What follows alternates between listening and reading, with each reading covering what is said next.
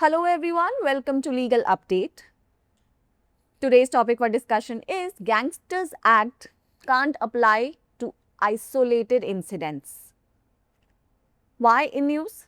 Recently, the Supreme Court, in the case of Lal Mohammed and another versus State of UP and others, quashed a FIR registered under the UP Gangsters and Anti-Social Activities Prevention Act 1986, stating that mere involvement in a communal clash does not justify invoking the stringent law without evidence of habitual criminality. Background of the case: the incident occurred on 10th of October 2022, triggered by a social media post that allegedly defamed the religion. Violent protest followed involving the appellants. The FIR was filed under Section 3, Subsection 1 of the UP Gangsters Act.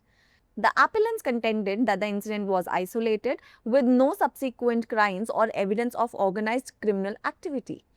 The gang chart was prepared months later without any fresh evidence to classify the event as organized crime. What were the court observations? A bench of Justices Vikram Nath and Sandeep Mehta noted that involvement in a single communal incident does not meet the criteria for invoking the Gangsters Act.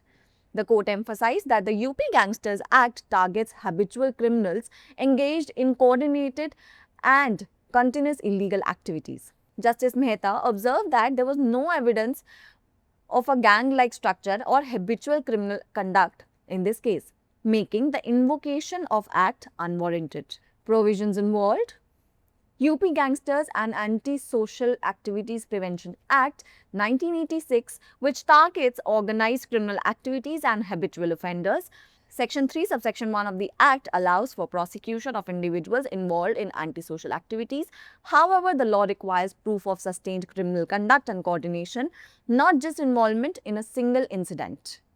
It's the time for practice question.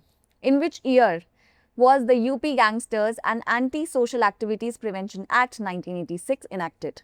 Option A, 1990. Option B, 1985. Option C, 1986. And option D, 1995. Pin down your answers in the comment section below. Gangsters अधिनियम अलग अलग घटनाओं पर लागू नहीं हो सकता।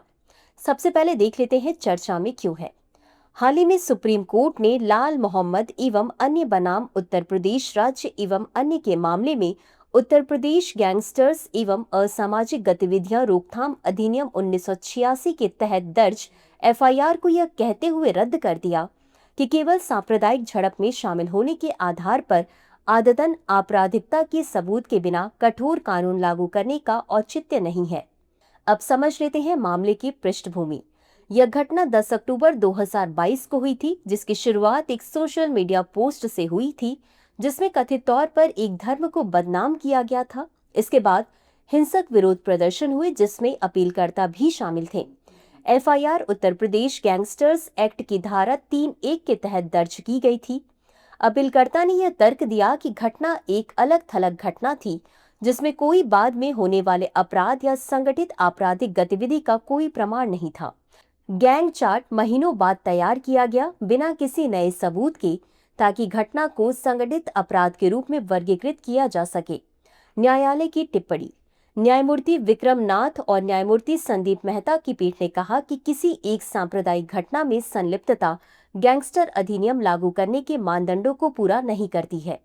न्यायालय ने इस बात पर जोर दिया कि उत्तर प्रदेश गैंगस्टर्स अधिनियम समन्वित और निरंतर अवैध गतिविधियों में लिप्त आदतन अपराधियों को लक्षित करता है।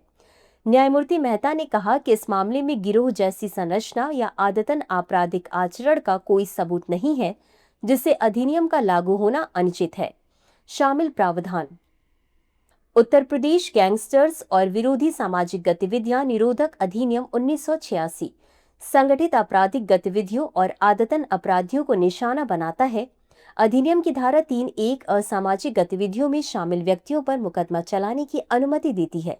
हालांकि कानून में केवल एक घटना में संलिप्तता की नहीं, बल्कि निरंतर आपराधिक आचरण और समन्वय के सबूत की भी आवश्यकता है।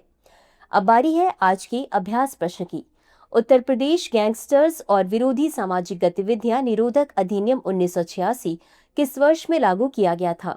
A 1990, B 1985, C 1986, D 1995। इस प्रश्न का उत्तर कमेंट बॉक्स में जरूर दें। अभी के लिए बस इतना ही। धन्यवाद।